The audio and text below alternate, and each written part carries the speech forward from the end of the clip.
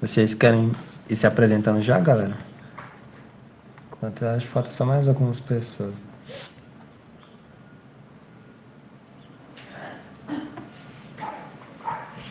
Bom, posso começar, eu vou puxando. Então, primeiro, eu queria me apresentar, sou a Carolina, eu sou a diretora de projetos da PCJ. No final, vou até falar um pouco mais sobre isso, mas por agora vai ser a informação que eu sou a diretora de projetos da PCJ. Eu estou mais em comunicação com o Kayuri, aí eu estava até pensando que ia ser, eu acho mais produtivo até, se isso fosse um formato de bate-papo. E aí vocês me perguntavam, eu ia respondendo as coisas, eu acho que vai ficar mais didático para falar sobre, mas essa é a minha introdução, assim, sobre a PCJ, meu cargo e tudo mais.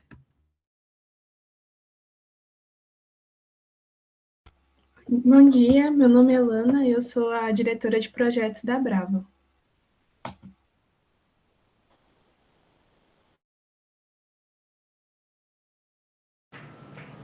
Monize, Gabriel.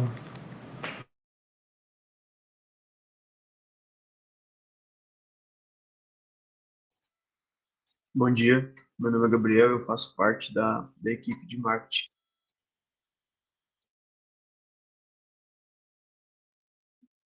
Bom dia, meu nome é Rafael e eu faço parte da equipe de projetos.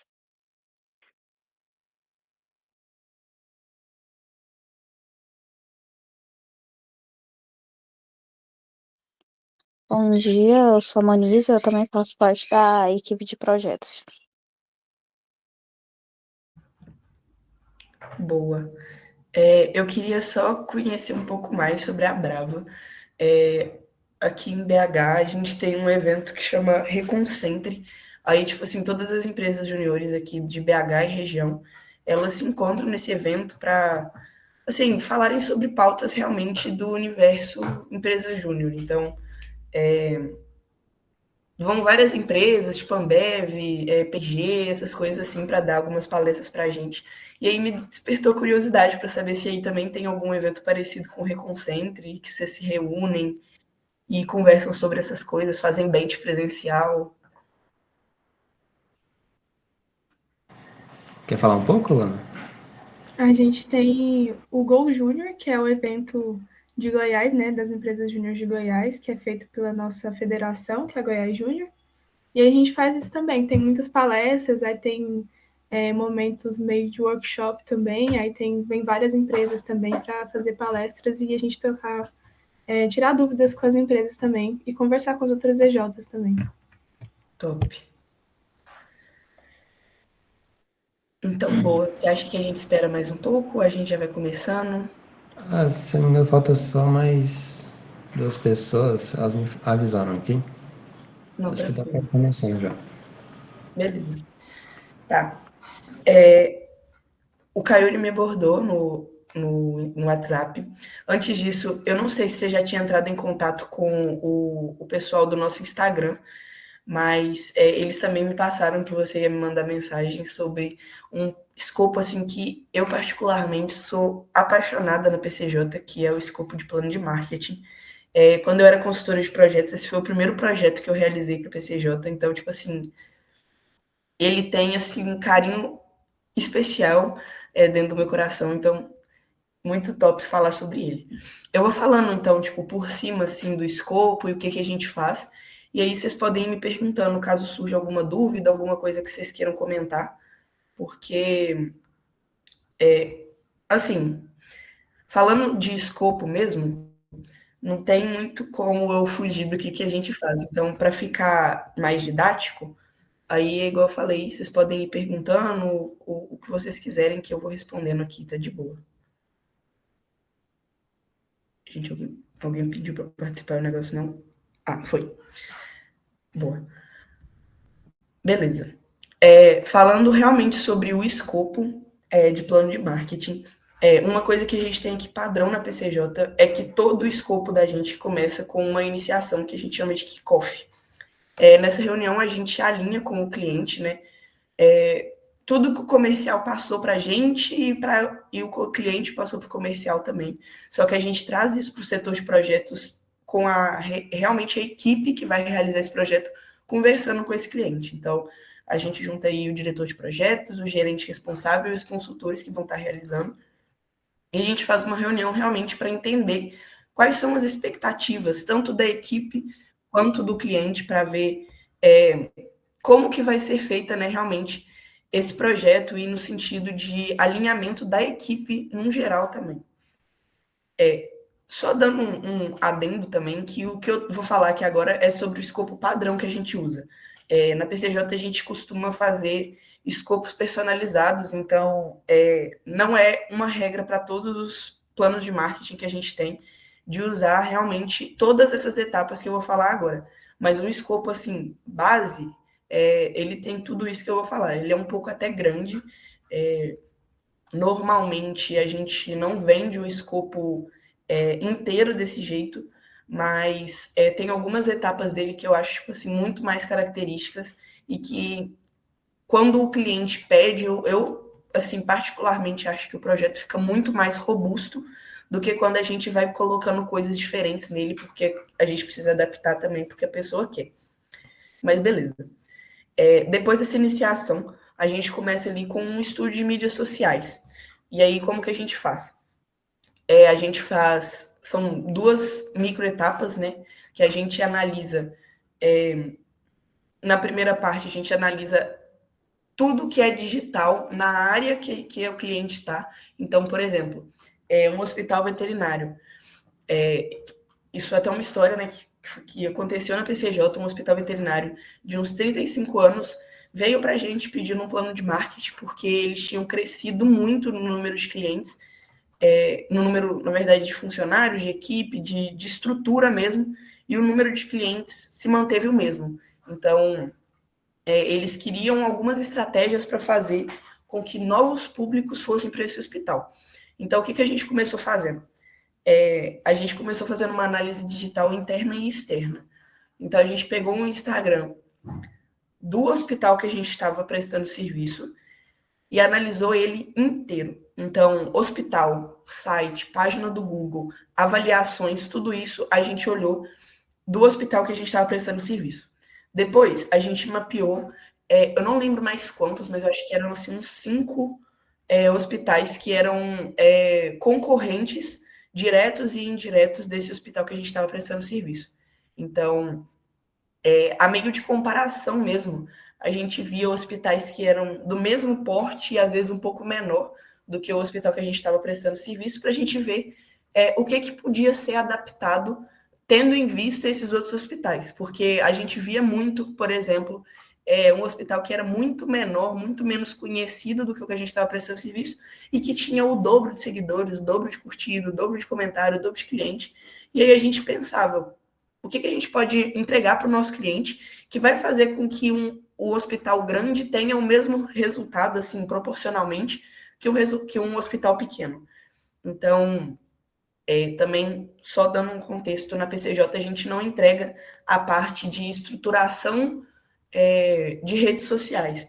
A gente entrega realmente estratégias para as pessoas olharem o que elas podem melhorar dentro da empresa delas.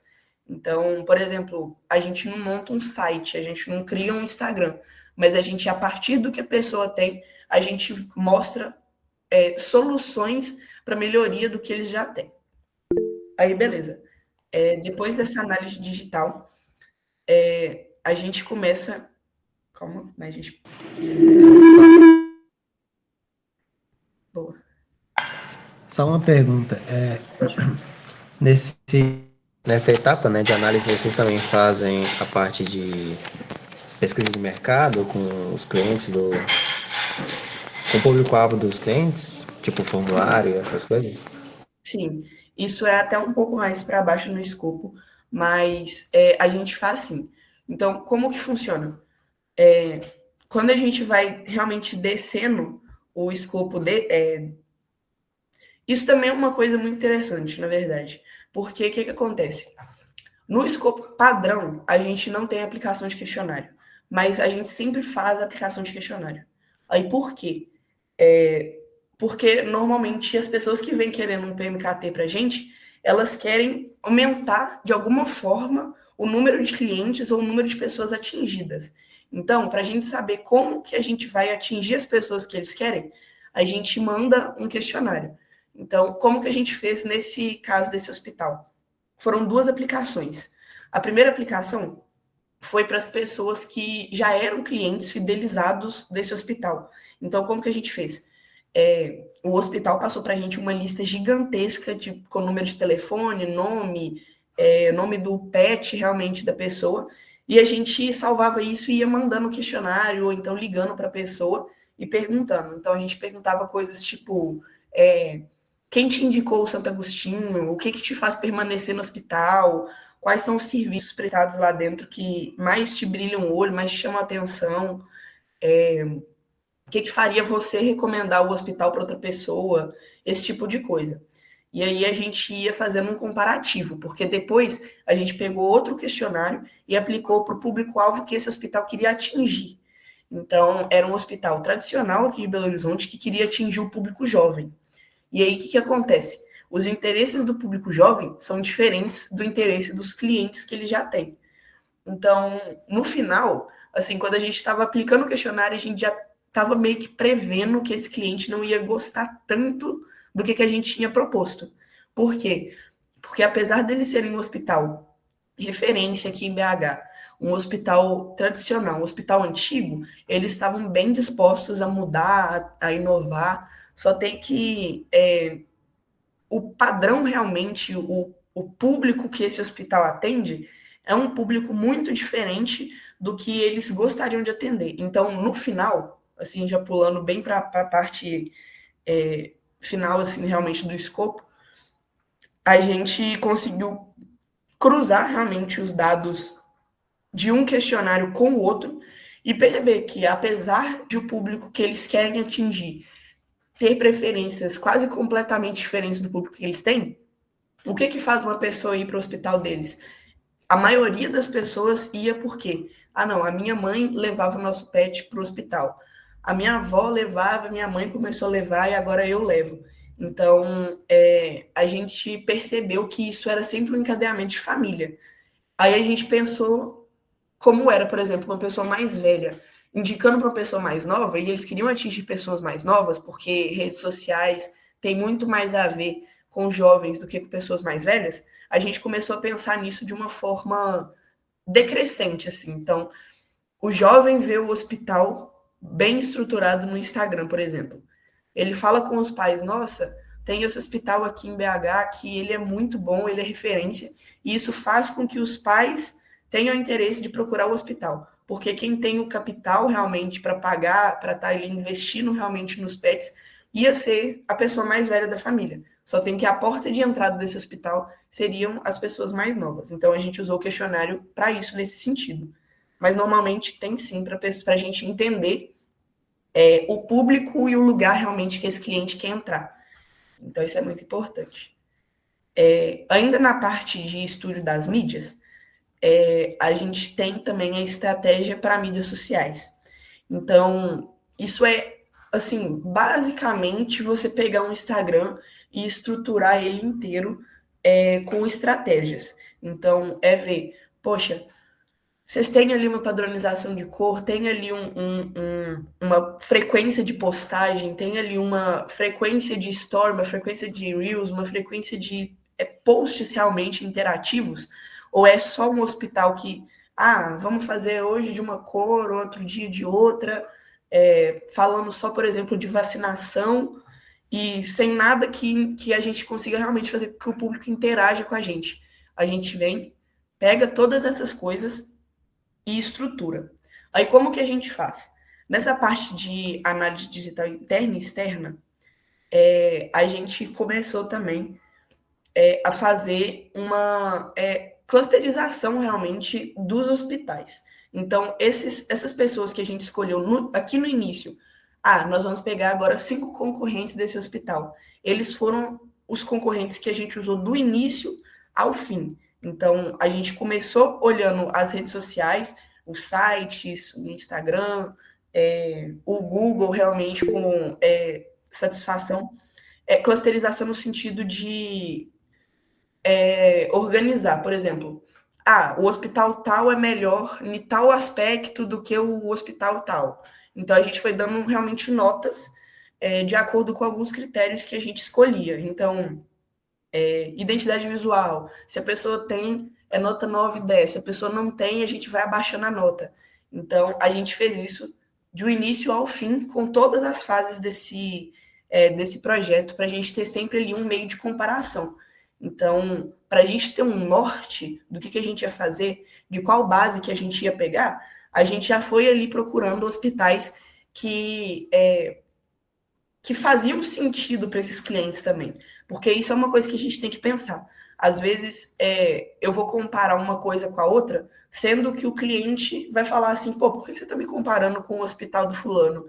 Lá não tem nada a ver com o que a gente faz. Então, isso é até uma coisa que a gente alinhou um pouco antes com o cliente, de tipo assim, olha, a gente está pegando o hospital tal e tal, e para a gente comparar. E aí, no final, coincidentemente, um dos hospitais que a gente pegou, o dono do hospital era muito amigo do nosso cliente e ele falou assim, poxa, que bom que vocês pegaram esse hospital, porque agora eu consigo ter um meio de comparação realmente sólido para a gente estar conseguindo melhorar aqui dentro. Mas aí a gente pegou e fez essas estratégias.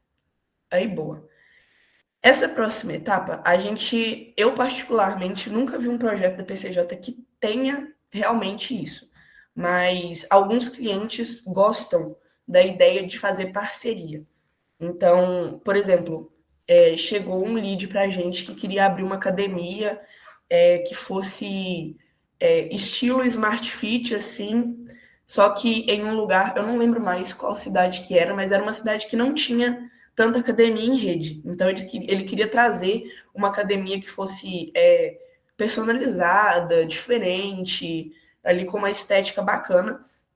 E ele queria fazer uma parceria com um influenciador fitness, eu não sei se ele era daqui de BH ou da cidade, mas a gente tem essa macro etapa, né, de estratégias comerciais, que a gente, primeiro, mapeia algumas parcerias, então a gente pega ali a área que esse cliente está, algumas pessoas que têm, assim, alguma influência, né, também a gente não vai pegar, por exemplo, uma Manu City, porque ela não vai responder a gente, mas ali um influenciador de médio, pequeno porte, que vai estar ali realmente disposto a fazer uma parceria com esse cliente. A gente vai mapeando isso e vai fazendo uma lista também das características que esse influenciador tem, do que esse influenciador fala, para a gente ver se bate com os valores do cliente. Porque, apesar da pessoa querer uma parceria, a pessoa vai estar divulgando a marca dele. Então, eles provavelmente vai prezar por uma pessoa que tenha valores e princípios parecidos com o dele e da marca que ele quer criar.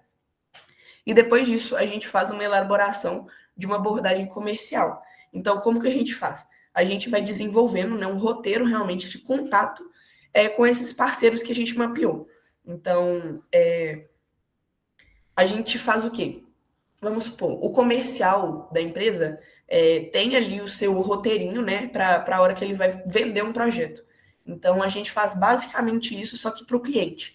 Então, a gente põe desde características, né, dessas pessoas que eles querem mapear para parceria, até realmente o tom de voz que a pessoa vai usar. Tipo assim, fala isso com uma entonação assim, para você cativar a pessoa nesse sentido.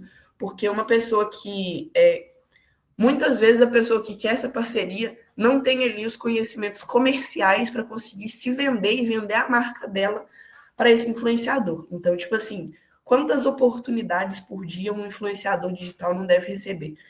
Então, o que esse cliente ia fazer para ser o diferente? Para fazer a pessoa virar e falar assim, não, eu não quero fechar com fulano, eu quero fechar com você. Então, isso é uma coisa que a gente faz. Aí, boa, depois de todas essas etapas que a gente fez, a gente faz uma entrega graduada. E aí, como é que ela funciona? A gente junta todos os materiais que a gente conseguiu até agora, a gente pega o relatório, a gente faz ele virar um PDF até a parte que a gente escreveu, no caso da última etapa que a gente tinha no escopo, a gente segue sempre o escopo nessa parte, e aí a gente envia realmente tudo para o cliente. A gente bombardeia o cliente com tudo que a gente conseguiu até aquele momento. Então, a gente monta ali uma apresentação bonitinha ali para fazer com o cliente, um slide, e aí a gente vai mostrando os resultados que a gente conseguiu até aquele momento. Por que na PCJ a gente valoriza tanto uma entrega graduada? Porque é nesse momento que a gente vai ver, pô, a gente está seguindo pelo caminho certo, ou será que tem alguma coisa que a gente pode mudar agora? Porque às vezes a gente acha que a gente está fazendo a coisa do jeito que o cliente mais gostaria de receber, e na verdade não. Na verdade, a pessoa estava esperando uma outra abordagem, uma outra forma, e tendo essas entregas, a gente consegue mudar as coisas a tempo dos erros. Então, a gente erra, que não tem problema errar, mas quando a gente erra, a gente tenta reverter esse erro da forma mais rápida possível. E aí, boa. Depois disso, a gente tem uma etapa que é bem grande, que é a análise da conjuntura mercadológica. Análise conjuntural do empreendimento. Então, o que a gente faz? Primeiro, a gente faz uma coleta de dados. Então, a gente levanta ali dados de vendas, processos, estrutura, mercado, concorrência, cliente, e aí a gente embasa, a partir de todas essas informações, as análises e as decisões estratégicas que a gente vai trazer para esse cliente. Então, realmente, é muito do que eu falei, de tipo assim, pô, a pessoa já tem um estilo de negócio. Uma pessoa que pede um plano de marketing, normalmente, ela já tem um empreendimento estruturado, no sentido, já tem alguns anos de mercado, já tem alguma cartela de clientes, então é um lugar que a gente está indo que é sólido. Então a gente não precisa pensar em, pô, como que a gente vai fazer esse lugar crescer. A gente tem que pensar em como que a partir das características do mercado e dessa empresa e desse cliente, a gente vai atrair novas pessoas para ele. Então, é realmente estudar nessa parte. Pode falar. Essa captação desses dados, como é que vocês fazem? Vocês pegam com o cliente? Algo assim? Depende muito. Por exemplo, a parte de cliente, realmente, cliente dos clientes, no caso. A gente normalmente pega com eles mesmo, porque isso não é uma informação que a gente vai ter fácil. Só tem que, por exemplo, e de venda também. Venda normalmente é difícil de achar de outras formas. Agora, mercado, concorrência, possíveis clientes, isso é uma coisa que a gente acha no Google mesmo. A gente vai pesquisando de acordo com, assim, basicamente com conhecimento geral, assim, tipo assim, pô, um hospital veterinário. A partir do que a gente já fez com esse cliente aqui. Então, pô, nessa etapa, a gente já tem algumas informações sobre o que é o tipo desse cliente. Então, a partir disso, a gente consegue, por exemplo, direcionar a nossa pesquisa. Então, se é um hospital mais sério, sério no sentido de, eu tinha falado a palavra, eu esqueci qual a palavra que eu usei, mas esses hospitais mais antigos, mais tradicionais, a gente vai direcionar a pesquisa para um lado. Se for um seu hospital mais jovem, assim, tem mais características assim que o público jovem gosta, a gente ia direcionar a pesquisa para outro lado. Então, de acordo com o que o cliente a gente vai fazendo pesquisa no Google mesmo, dependendo do tipo de informação, a gente pergunta para o cliente, se for uma coisa mais fechada.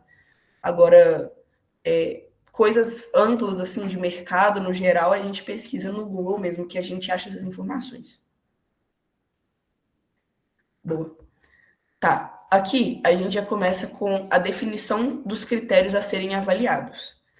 Então, como que funciona? Nesse escopo padrão, não tem uma coisa que a gente usa muito, que é a curva de valor. Que é, assim, uma das coisas que eu particularmente mais gostei de fazer.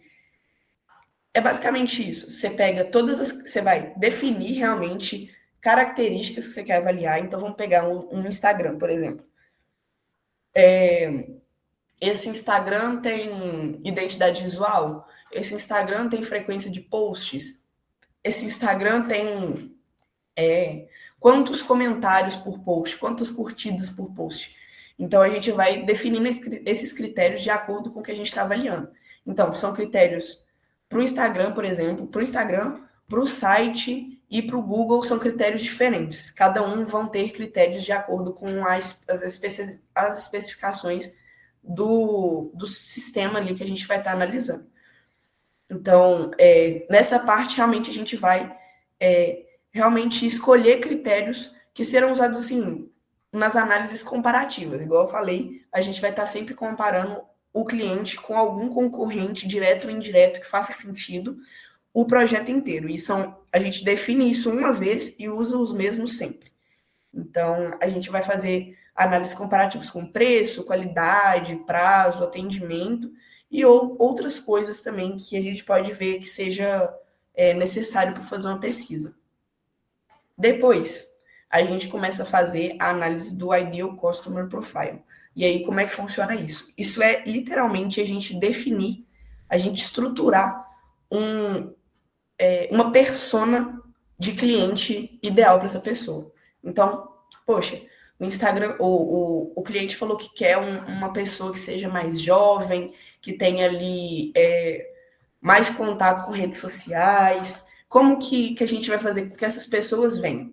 Então, antes da gente saber como que a gente vai fazer para atrair as pessoas, a gente tem que entender como que essa pessoa é. Então, a gente vai pegar a estrutura do perfil de cliente ideal da empresa, né? Aí a gente vai ver com base em características como assim, setor, porte, necessidades, comportamentos de compra, para orientar realmente as decisões que a gente vai tomar para frente. Então, a gente faz uma análise dessa persona que a gente vai estar criando, que vai ser ali o cenário perfeito.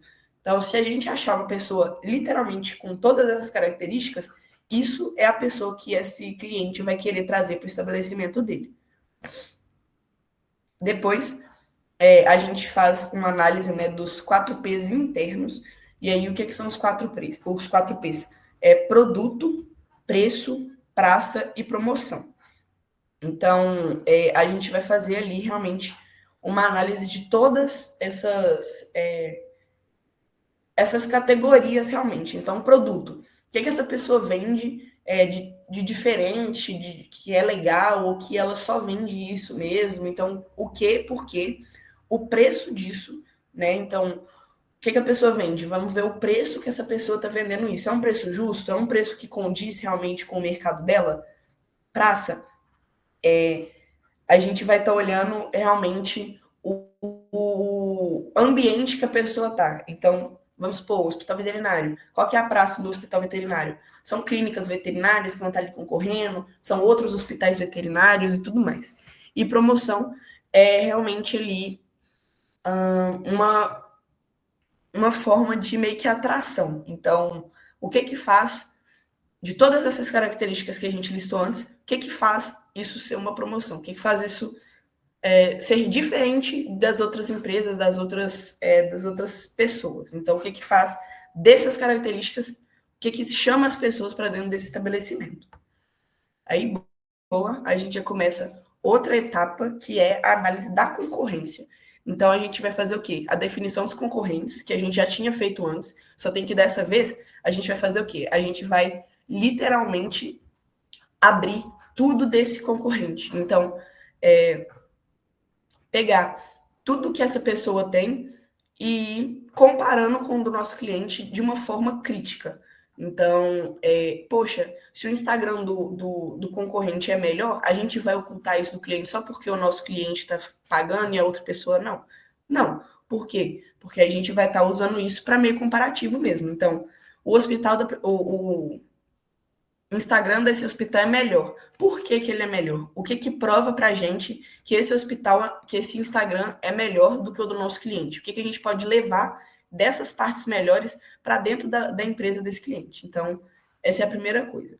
E depois a gente faz os 4Ps externos, que é igualzinho os 4Ps internos, só que com os concorrentes que a gente listou. Então, vamos supor que a gente listou 5 concorrentes. Nós vamos fazer 4Ps, um para cada cliente. Então, se são, por exemplo, 3 concorrentes, são 3 4Ps, para a gente ter ali comparativo. Depois disso, a gente faz outra entrega graduada, porque nessas 2 etapas a gente consegue, muita informação já são muitos insights que a gente leva para o cliente, então, realmente, depois disso, a gente tem realmente que mostrar para a pessoa o que a gente fez, para a pessoa realmente já ter uma noção do que ela pode ir começando a mudar. Isso é uma coisa também. Depois disso, a gente faz a aplicação. Então, é o quê? Criação de conteúdo e cronograma de postagens. Criação de conteúdo em que sentido? Porque eu falei que a gente não cria Instagrams e nem sites, mas a gente estrutura eles. Então, produção realmente de materiais relevantes. Então, posts, vídeos, artigos, só que tudo isso é alinhado à identidade da marca e os interesses do público-alvo. Então, a gente pega, por exemplo, o que um jovem gosta de ver no Instagram. Vamos pôr reels de animais fofos, cronograma de postagem também. Só tem que, o que a gente faz? A gente pega, de acordo com essas informações que a gente pegou, por exemplo, jovem gosta de ver reels de gatinho. Com qual frequência que a gente vai postar reels de gatinho? Porque o Instagram também de um hospital não pode ser baseado nisso. Então, vamos tentar manter uma frequência de 2, 3 posts por semana, para a gente ter uma linha ali realmente de continuidade mesmo de postagens, para a gente ver se isso engaja mais o público. Não, beleza, vamos manter. Então, como é que a gente vai fazer? Post, vamos pôr 2 posts por semana. Story, vamos tentar fazer 3, 4 stories por semana? Beleza. E aí, Reels, a gente normalmente depende muito do padrão, do perfil dessa empresa, mas normalmente Reels é menos mesmo, porque esses vídeos, assim, principalmente os mais cômicos, eles, dependendo do perfil, eles têm que ser um pouco menos frequentes, porque senão as pessoas que já estão nesse Instagram, que já sejam clientes fidelizados, talvez, sei lá, às vezes a pessoa acha que esse Instagram perdeu a credibilidade porque ela tá postando muito vídeo de cachorro. Então, tipo assim, a gente tem que alinhar também com o que esse cliente já tem para ele não perder nenhum cliente fidelizado, porque senão isso é ruim para ele também. Aí, boa. Aí a gente chega na parte final do escopo, que, assim, para mim é o que dá um diferencial gigante nesse escopo inteiro, que é o plano de ação. Então, beleza. Até então, a gente só trouxe meio que hipóteses para esse cliente. Se você fizer isso, tal coisa pode acontecer. Se você fizer aquilo, tal coisa pode acontecer. Mas o que você pode fazer para que essas análises que a gente fez se tornem realidade? Então, a gente começa fazendo uma análise SWOT. Ela é literalmente uma cruz, que ela vai virar no final, né? Uma cruz. Mas a gente pega as forças, as fraquezas, as oportunidades e as ameaças. Então, como que é? Forças do nosso cliente, fraquezas do nosso cliente, oportunidades. São coisas que outras pessoas têm que nossos clientes podem ter. E ameaças são coisas internas ou externas do nosso cliente que podem ser uma ameaça para o negócio dele. Então, a gente vai fazer isso de acordo com todos os dados que a gente coletou antes. Então, de acordo com o tipo de perfil, de acordo com o cliente do nosso cliente, de acordo com a persona que essas pessoas querem abordar, de acordo com os concorrentes. O que são coisas que a gente pode trazer dessas pessoas ou tirar do nosso cliente para fazer com que eles sejam mais fortes em relação ao mercado. Então, a princípio, isso vai ser só meio que em forma de texto, para a gente ter realmente essa parte crítica dos dados que a gente recolheu. Depois que a gente recolheu esses dados, a gente faz isso virar uma cruz. Então, como que funciona? Na parte de cima da cruz, a gente coloca as forças. Na parte de baixo, as ameaças. Aí, de um lado, as oportunidades. Falei certo? Acho que sim, né? Em cima, as forças, embaixo, as fraquezas. De um lado, as oportunidades, do outro, as ameaças. E aí, o que a gente faz? A gente cruza os dados. Então, o que é uma força que eles têm que dá para cruzar com uma oportunidade de negócio? Então, vamos pôr, o hospital, uma força, um hospital consolidado dentro da região. Uma oportunidade, muitos clientes que podem conhecer novas pessoas. A gente cruza isso e a gente cria uma estratégia. O que vai fazer a força e a oportunidade virarem uma ação? Então,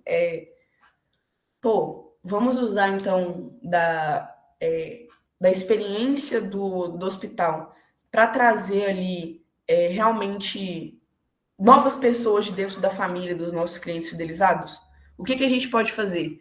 Então, tipo assim, realmente eu acho a parte mais divertida do plano de marketing. É a hora que você realmente vê tudo o que você fez antes virando ações para o cliente. Porque é tipo assim, entregar para as pessoas estratégias, muitas vezes a pessoa olha para aquele relatório gigantesco, para todos os gráficos, todas as informações que você pegou, e olha e fala assim, poxa, mas e aí? E agora? O que eu faço com tudo isso que vocês falaram? Então, nessa Cru SWOT, até para pessoa que nunca viu uma Cru SWOT na vida, ela é muito intuitiva.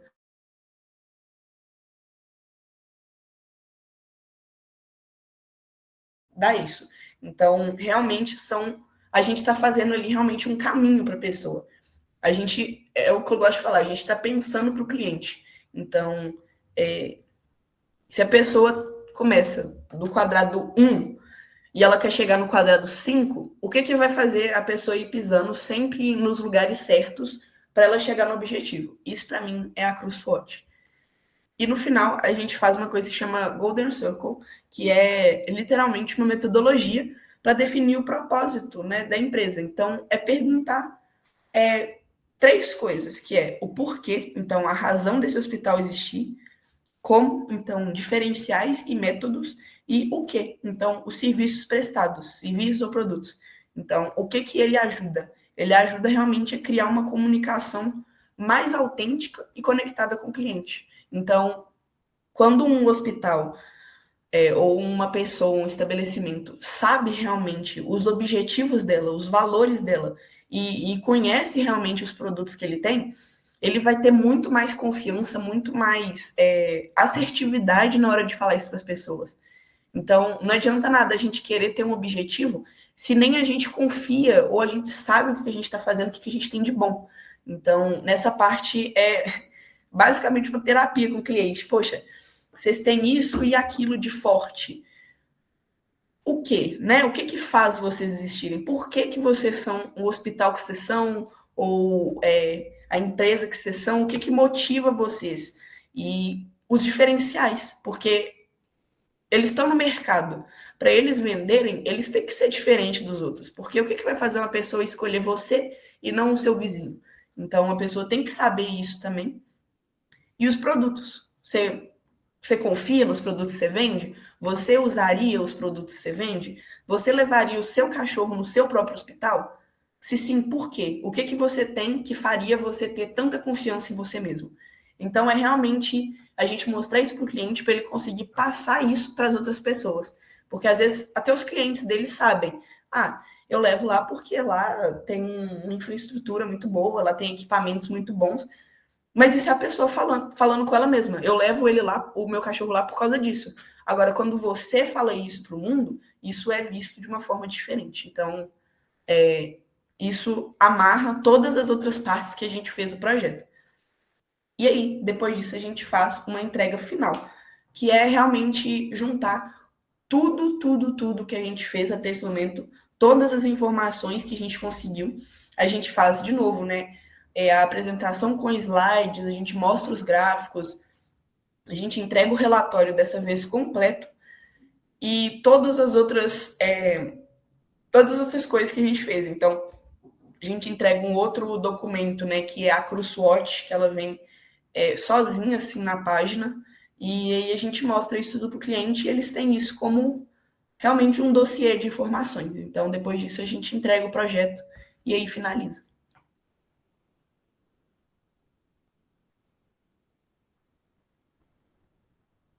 Vocês têm alguma dúvida? Alguma coisa que vocês gostariam de saber a mais, de complementar? Eu tenho algumas dúvidas sobre a questão do diagnóstico. Vocês fazem essa parte mais do acompanhamento, que vocês definem os indicadores que foi definido com o cliente. Vocês fazem mais essa parte por essa graduação que você disse, né? de entregas graduadas? É assim que vocês fazem? Tipo, vocês Você fazem falou, as entregas, aí analisa os indicadores que foi o objetivo do cliente. É assim que vocês é, fazem? tipo isso. Por exemplo, vamos supor, a gente terminou uma etapa. Então, como que funciona a divisão do nosso escopo? São macroetapas e depois microetapas, dentro das macro. Quando dá uma quantidade assim razoável de informações, ou quando faz sentido dentro desse escopo, a gente coloca uma entrega graduada. Por quê? Porque apesar da gente ter contato com o cliente sempre pelo WhatsApp, é uma coisa que eu sempre falava muito com os gerentes. É tipo assim, pô, a pessoa está investindo dinheiro e tempo na gente. Quando a gente investe dinheiro numa coisa, a gente quer ver o crescimento disso. A gente quer ver os resultados. Então, o que são metodologias internas à PCJ que a gente faz? Toda sexta-feira, assim, religiosamente, a gente envia no WhatsApp mesmo, no grupo que a gente tem dos consultores, com gerentes, com o cliente, uma coisa que a gente chama de repasse semanal. Então, o que a gente faz? A gente pega, a gente vê a porcentagem que está esse projeto, a gente coloca essa porcentagem, a etapa que a gente está realizando do projeto, e aí embaixo a gente escreve assim, o que a gente fez na semana que passou e o que a gente vai fazer de segunda até a próxima sexta. Por quê? Porque o cliente vai ter uma noção praticamente em tempo real do que a gente está fazendo. Então, isso é uma coisa que aproximou muito a gente do cliente. Então, por exemplo, acontece às vezes de demorar mais de um mês para ter uma entrega graduada. Então, a gente vai ficar todo esse tempo sem ter nenhuma comunicação com o cliente. A gente vai usar o grupo de WhatsApp só para pedir informação. Pô, me passa tal coisa, me passa tal coisa é assim mesmo que vocês fazem. Então, tipo assim, isso deixa o relacionamento com o cliente muito impessoal. E aí a gente trouxe esse repasse semanal para a gente também, é meio que uma prestação de contas. A gente vira e fala assim, olha, a gente está fazendo isso, a gente está fazendo aquilo, a gente vai fazer tal coisa. E aí dá até a oportunidade do cliente virar e falar assim, poxa, mas será que tem como se adiantar?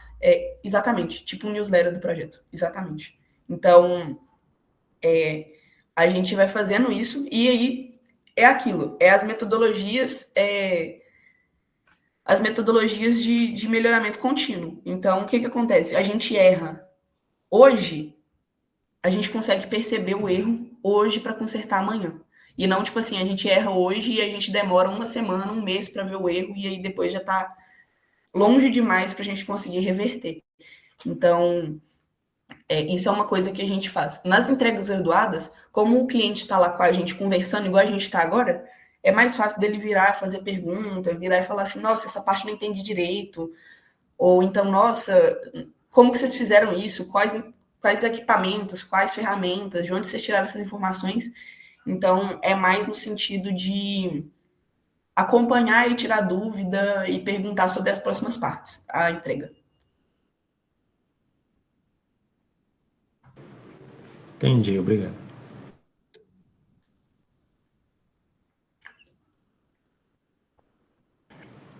Você ia fazer uma pergunta, Dede? Por incrível que pareça, era a mesma que a sua. Assim que você começou a falar, já tinha tirado a mão levantada. E ela complementou justamente as minhas demais dúvidas que eu poderia ter. Mas só agradecer mesmo pela oportunidade de você dar essa capacitação, explicar melhor como vocês fazem por aí.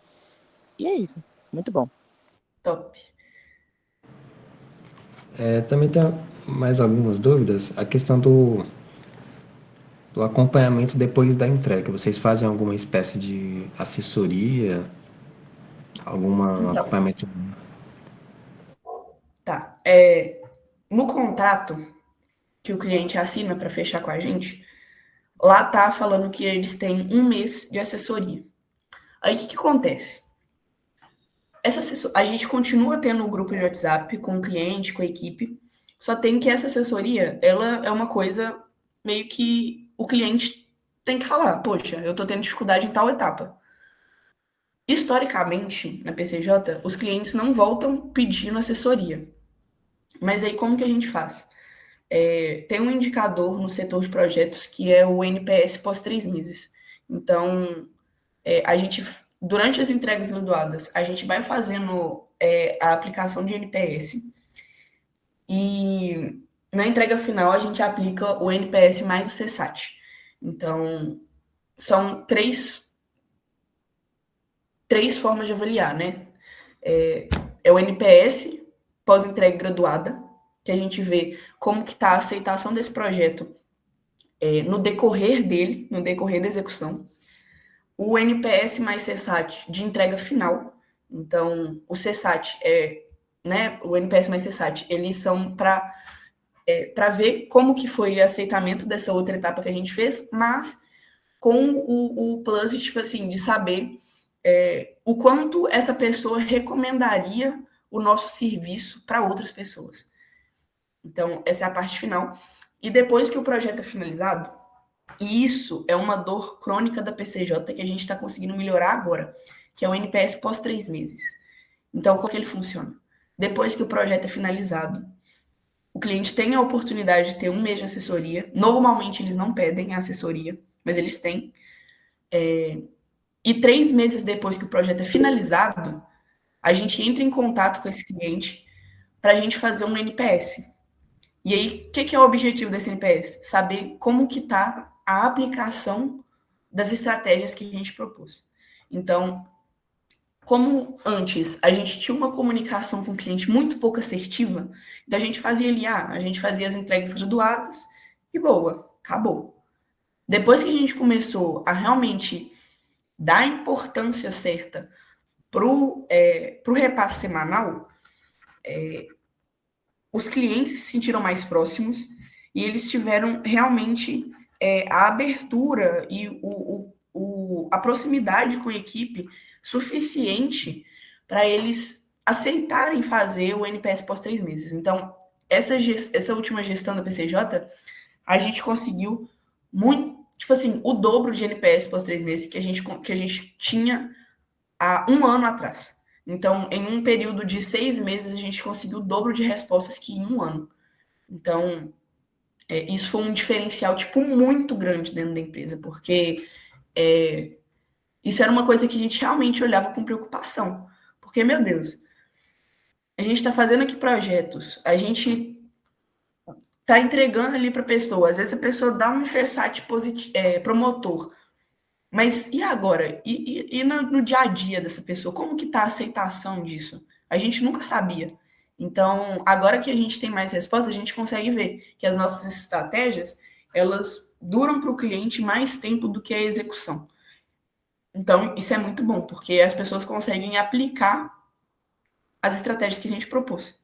Então, isso é uma coisa que eu tenho falado muito essa última gestão, que o comercial tem muitas estratégias de comunicação. E o setor de projetos deveria ter, mas não pensa nisso. Então, o comercial está sempre pensando em customer success, está pensando sempre em ali alguma coisa de rapport. Então, o comercial está sempre assim, poxa, eu vou pegar a informação tal e eu vou juntar com o cliente para ele se sentir mais familiarizado. Ótimo, isso na venda é muito bom. Mas isso acaba na venda? Não. A gente, em projetos, tem muito contato com o cliente. A gente tem contato com o cliente o tempo todo. Então, por que não a gente aplicar essas ferramentas também do comercial? Então, isso foi uma coisa que a gente mudou até na hora de alocar os consultores dentro do projeto. Por exemplo, a gente estava prestando um projeto para um casal que queria abrir uma estética automotiva. Os consultores desse projeto eram literalmente apaixonados por carro. Então, a comunicação deles com o cliente era assim, 10 de 10. Eles sabiam como comunicar com esse cliente, eles sabiam o jeito certo de falar, eles sabiam até as brincadeiras certas para fazer com esse cliente, para estar gerando essa familiaridade. Então, a gente começou a usar também essas estratégias mais comerciais na hora de estar executando o projeto, porque a gente percebeu que isso é uma necessidade que precisa ser gerada, e isso é uma ferramenta que não pode parar na venda, tem que continuar no pós-venda. Então, isso melhorou muito também nosso relacionamento com os clientes.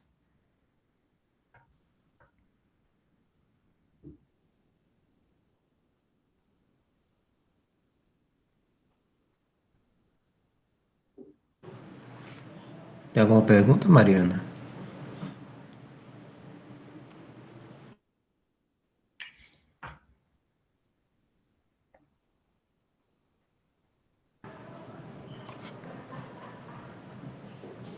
Não?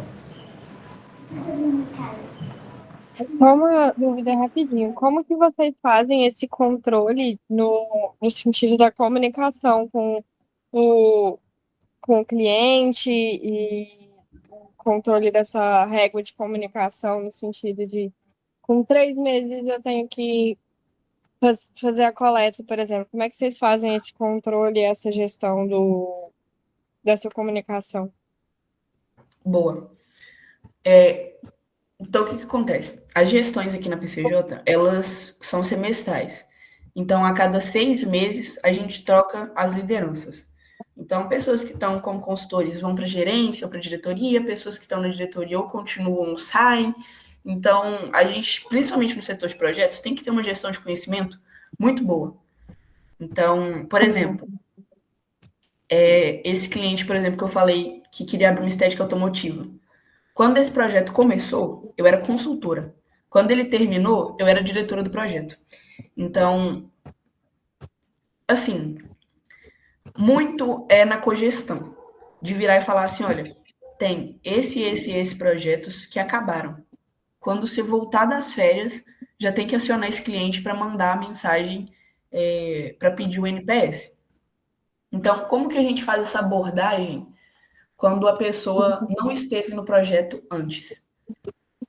É realmente explicar. Então, tipo assim, é ser bem transparente, virar e falar assim, oi, fulano, eu sou diretor de projetos agora da PCJ, eu acompanhei seu projeto enquanto ele estava em execução. Segue aqui o link do NPS pós 3 meses para a gente perceber como que está a aceitação, como está a aplicação dessas estratégias que a gente propôs, e realmente ser transparente. Se o cliente aceitar, se o cliente ceder e falar assim, não, beleza, vou responder sim, ótimo, muito bom. Agora, se o cliente virar e falar assim, não quero saber disso, você não foi o diretor, você não foi o gerente, não quero responder. Aí não tem muito que a gente possa fazer, sabe? Tipo, na nossa parte, o que a gente pode fazer é estar sempre colocando na cabeça do próximo diretor. Então, por exemplo, você vê que o projeto não vai terminar na sua gestão. Já começa, olha, fulano, esse projeto aqui, quando você for pegar ele já vai ser pego assim na última etapa, não esquece do NPS. Então, tipo assim, realmente educar essa pessoa na cogestão ou durante a gestão mesmo, de perceber não só que ele tem que fazer isso, mas por que ele tem que fazer isso. Porque, tipo assim, às vezes a gente faz várias coisas, mas a gente não sabe o porquê disso. Então, é realmente mostrar a importância. A gente mostrando a importância para as pessoas que estão nos cargos de liderança e até mesmo para os consultores, a gente percebe que tudo que a gente faz tem um motivo por trás. Então, a pessoa entendendo esse motivo, fica muito mais fácil dela fazer a ação. É basicamente isso. Isso aqui você está trocando? Que? Entendi, muito obrigada. Nada. Eu só tenho mais algumas perguntas. A questão de média, assim mesmo.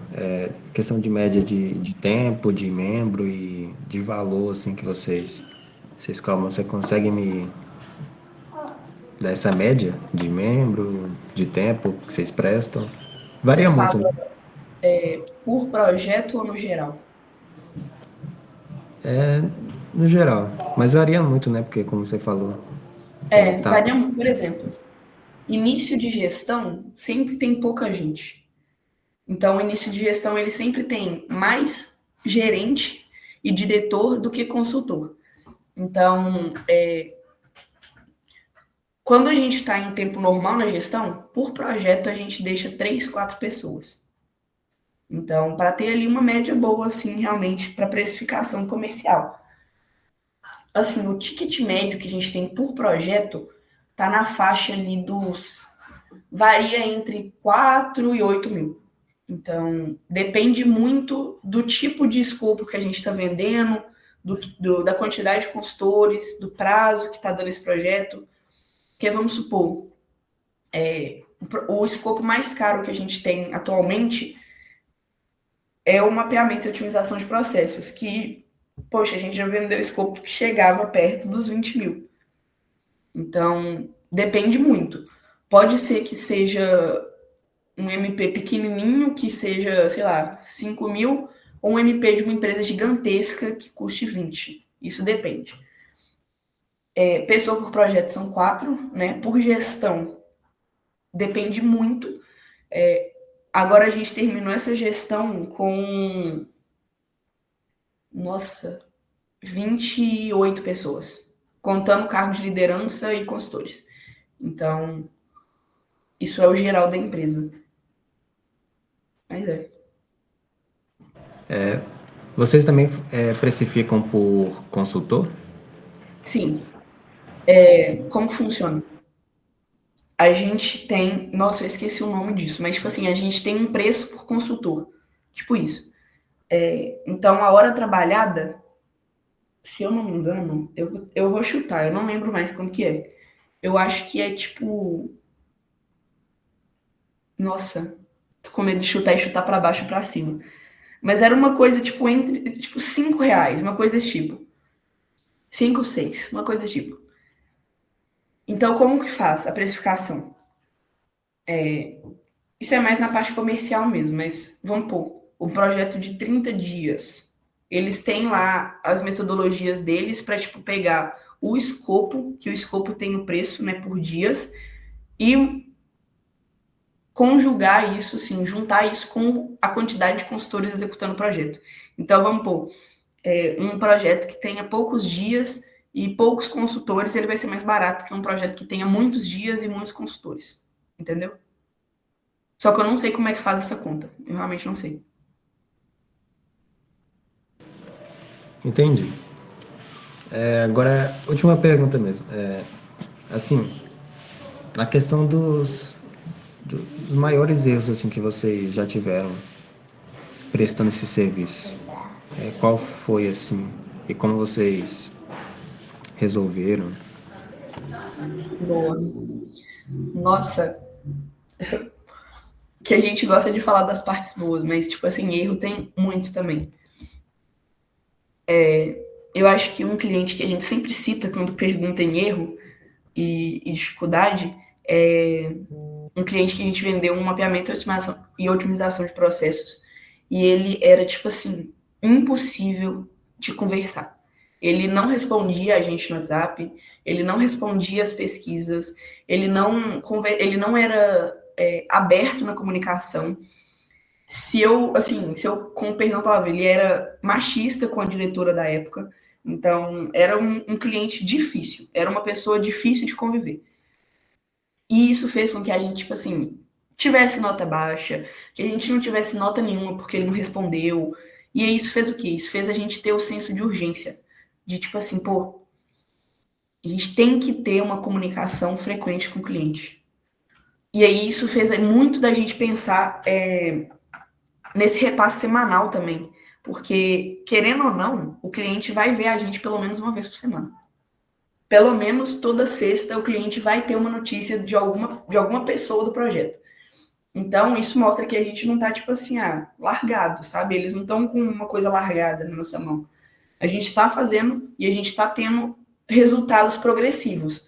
Porque isso é uma coisa que foi até uma dificuldade recente nossa, que a gente mandava os repasses semanais, a gente tinha uma comunicação boa com o cliente, e o cliente veio e falou assim, não, eu quero rescindir o contrato porque eu não vejo resultado. Só tem que, na hora que ele comprou o projeto, comprou o escopo lá comercial, o comercial já tinha falado antes, poxa, depois de, eu não lembro mais quanto que era tipo 2, 3 meses. Depois de 2, 3 meses vai ter a primeira entrega graduada. Pô, 2, 3 meses é muita coisa, é meia gestão. Então, esse cliente, ele viu o repasse semanal, assim, com as coisas, a porcentagem de execução aumentando. Falou assim, como que vocês estão com 20% do projeto feito e a gente não tem nada? Então, a gente tentando, poxa, a gente está fazendo as coisas, a gente está passando de etapa. Só tem que a gente não pode te entregar uma informação pela metade. A gente tem que esperar essa etapa finalizada para a gente conseguir te entregar um relatório que tenha informações completas, informações que vocês já possam começar a aplicar na empresa, porque por mais que a gente esteja fazendo o projeto, não é porque a gente está executando que a gente já tem as respostas que vocês precisam. Então, isso é uma dificuldade que a gente teve.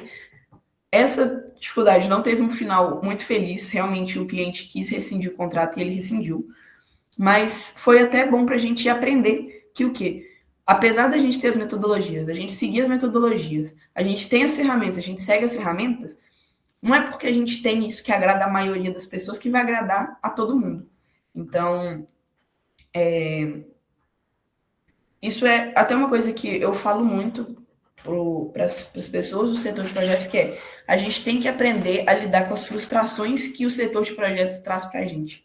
Porque a gente está fazendo tudo direitinho, a gente está entregando o projeto no prazo, a gente está executando de uma forma boa, a gente tem ali NPS, CSAT positivo.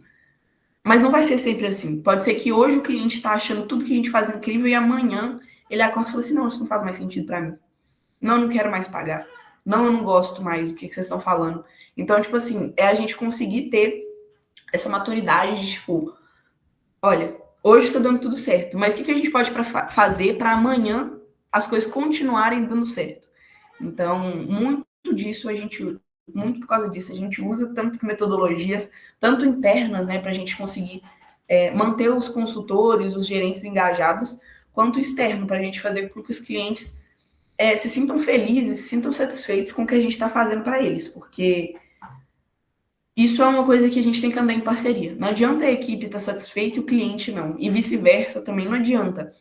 A gente não pode ter um cliente 100% satisfeito se o consultor chega para trabalhar arrastando o pé, morrendo. Meu Deus, eu não aguento mais fazer esse projeto. Por que você não aguenta mais? Vamos sentar, vamos conversar, vamos ver. Então, eu acho que essas foram assim, as maiores dificuldades que a gente teve. Claro que cada gestão a gente tem que estar preparado para ter dificuldades diferentes e parecidas também, que tem dificuldade que é padrão, por tipo de projeto, por tipo de cliente também, que a gente já consegue meio que prever. Mas, por exemplo, consultor, cada gestão tem consultores diferentes, então são pessoas diferentes que a gente vai estar lidando. Como que a gente vai fazer para manejar as expectativas de todo mundo? Porque eu, como diretora, tenho algumas expectativas, os gerentes, como gerentes, têm algumas expectativas, e os consultores, como consultores, têm alguma expectativa também sobre o projeto. Como que a gente vai fazer para as nossas expectativas estarem alinhadas para fazer as coisas funcionarem? Então, por isso que a gente tem também muitas metodologias internas para lidar com as pessoas. Então, o RH faz reuniões de one-on-one com os membros da empresa inteira, mas no setor de projetos a gente tem também uma one-on-one para, tipo assim, para a gente ver como que o consultor tá. Você está gostando do projeto? Você está gostando dos seus colegas de projeto? O que você tem vontade de fazer na PCJ, por exemplo? Então, para a gente realmente ter essa proximidade das pessoas. Então, a gente tenta ter a melhor comunicação com o cliente para ele continuar engajado, continuar pagando, porque isso é importante, a gente não pode negar que o que traz dinheiro para a gente é a satisfação do cliente, ele estar continuando com o projeto.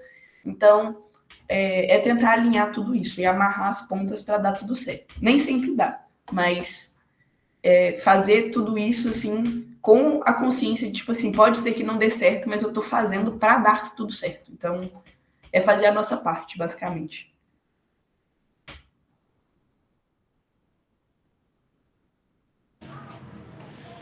Tudo certo, Carolina. Muito obrigado. Eu falei que era a última pergunta, mas eu lembrei de uma, mas é bem rápido, né? Vocês utilizam de gestão de tráfego? Tráfego pago? Sim.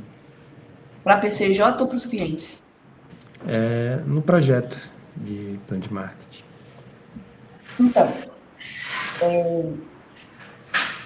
sim e não. Por exemplo, a gente não usa o tráfego pago na execução, mas a gente teve esse projeto que eu citei, que, tipo assim, que uma das soluções que eles tinham eram aderir ao tráfego pago. Porque eles não tinham nada disso, eles nunca pensaram em nada disso, e a gente trouxe essas alternativas para ele. Então, tipo assim, a gente não utiliza na execução, mas a gente pode trazer como uma ferramenta para a pessoa. A gente pode trazer isso como uma metodologia, né? Uma ferramenta a mais que eles podem usar para melhorar o atingimento deles realmente. Tudo certo, entendi. Obrigado. Tem mais alguém que tem alguma pergunta? Tá tranquilo. Tranquilo? Tudo certo, então. Quero te agradecer, Carolina. Muito obrigado por você ter disponibilizado o seu tempo. Vai ser Muito muito útil obrigada. pra gente, ajudar a gente demais. Isso é uma coisa que eu ia falar no início. Ontem a gente passou pela nossa troca de gestão. Então, atualmente, eu não sou mais a diretora de projetos da PCJ, mas eu vou te passar, Kayuri, o contato, né, do nosso novo diretor de projetos, que ele também é muito inteligente, ele sabe muita coisa, então ele está sempre disposto a ajudar também. Então, sempre que precisar, pode chamar ele. Eu vou te mandar lá pelo WhatsApp o contato do João. E aí vocês podem ficar à vontade para conversar com ele. A gente trocou literalmente ontem a equipe, então eu estou dando tchau para a PCJ agora, mas se precisar por agora também, eu acho que eu não vou esquecer isso tão cedo. Então, se quiser ainda me chamar, pode ficar à vontade. Mas o João também tem muita disponibilidade, muito conhecimento, que ele pode ajudar muito vocês também. Tudo certo agora, Carolina. Muito obrigado. E também disponibilizar também a gente aqui. Qualquer coisa que vocês precisarem, nós estamos aqui também. Top. Muito bom, gente. Obrigada. Obrigado, Carolina. Obrigada, gente, pelo tempo de vocês. Tchau, obrigado. Tchau, tchau. Aí eu mando lá a mensagem lá para você, tá? Beleza.